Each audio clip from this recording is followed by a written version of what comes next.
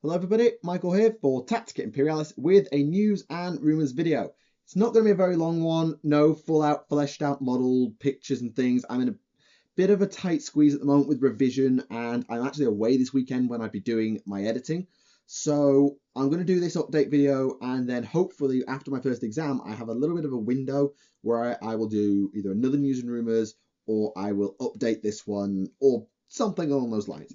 But I really want to bring you up to date with all the stuff that's coming out because there has been quite a bit.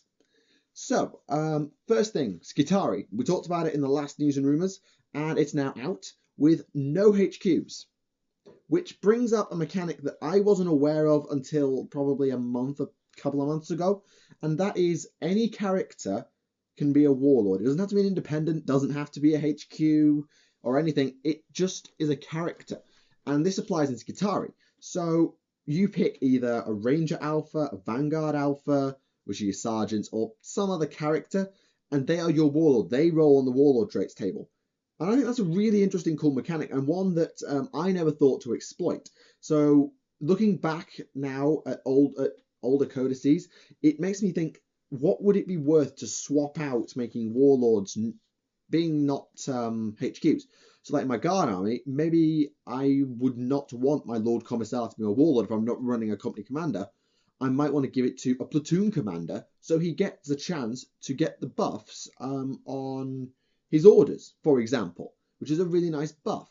So that's an interesting thing that's come out as a result of Skitari. The Dune Strider rule, I believe, adds distance to movement, charges, and runs, which seems really OP. And it makes the Skitari highly mobile. I'm not sure how many units actually have it. I believe the two walkers, the Iron Strider Ballistaris and the Lancer, I've just forgotten its name at this moment, they have Dune Strider, but I don't know if all the units do, but it just means that these units potentially have a huge hit range and make the Skitari very, very mobile. Obviously, it's not the first time we've seen codices with no HQ, so obviously I'm a little bit behind on the times. I mean, Harlequins, I've been informed by Kieran, they have no HQs. I thought the Solitaire was, but he's not. He's an elite, which means that the Harlequins have been picking non-HQs to be warlords, and I've just missed that. So HQs don't have to be, warlords don't have to be HQs. Cool. Right, Skitari, move on.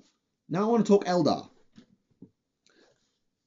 This is the White Dwarf of June 2013, back when I still had my White Dwarf subscription.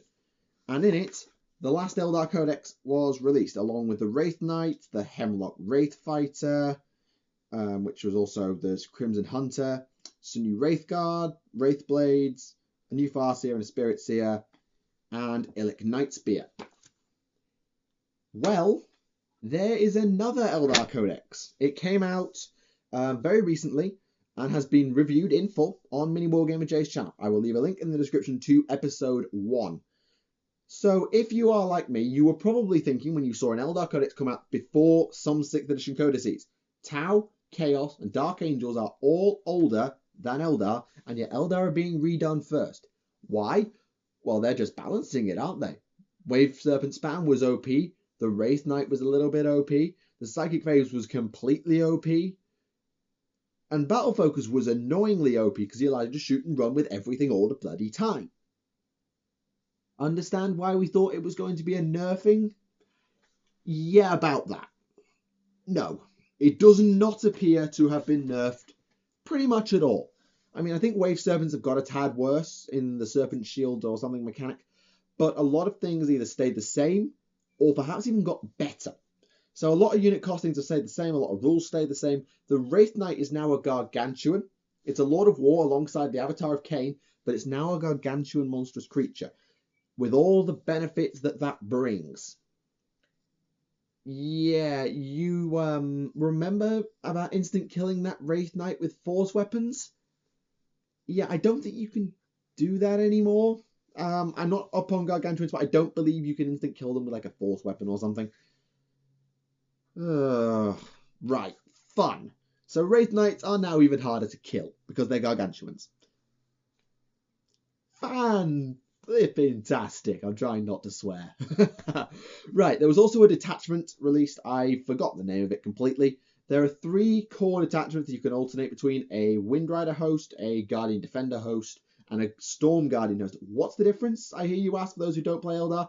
I have no idea either. Storm Guardians and Defender Guardians, I'm guessing one of them gets weapon platforms and has rifles, the other side has pistols and melee weapons. Not sure. I always thought it was a weird thing to have, but they are now a thing. There are no core Aspect Warrior ones, but you do have to take War Walkers, you do have to take Vipers, and you have the option to take weapon platforms. But the main thing about this detachment is its special rules. Well, special rule. Battle focus is always a 6. This means that you remember Tau Jump Shoot Jump.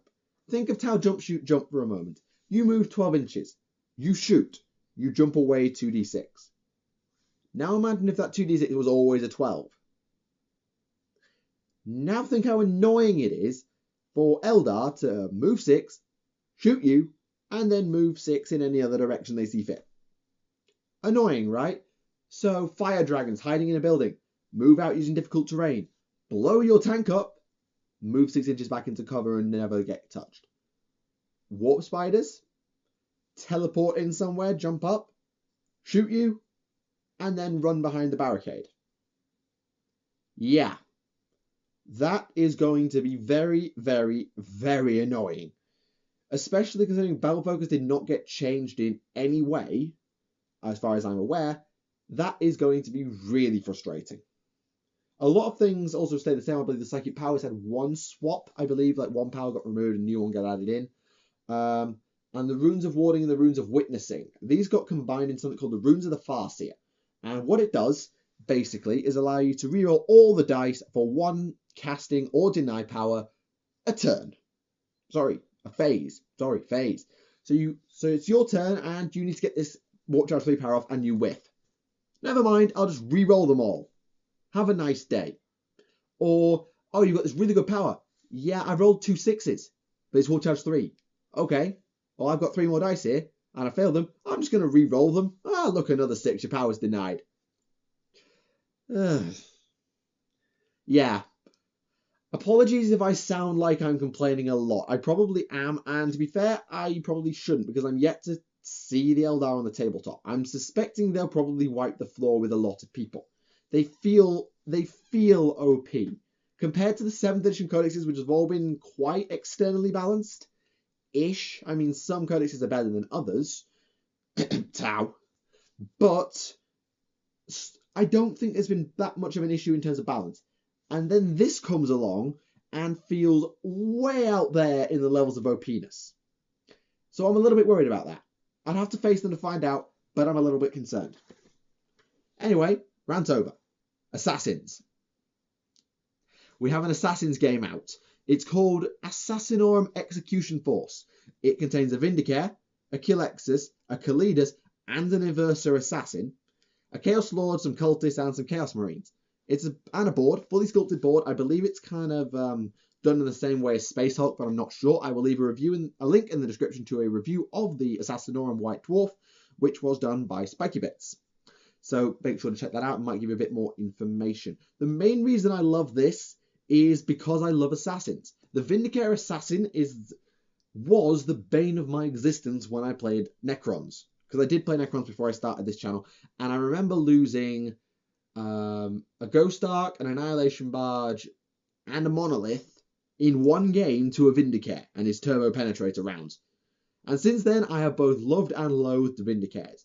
Also, I think a Kalidas, the one that can shapeshift, the one that can just pop up from anywhere, not the anti-psycho one, the other one, assassin that popped up and murdered half my squad of tomb spiders that was making me a scarab farm.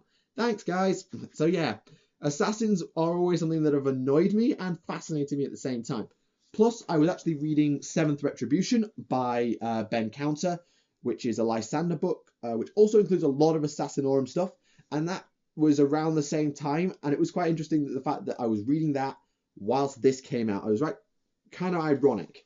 But I love Assassins, and I really want to get this. It's a £70 box, so probably about $100 US.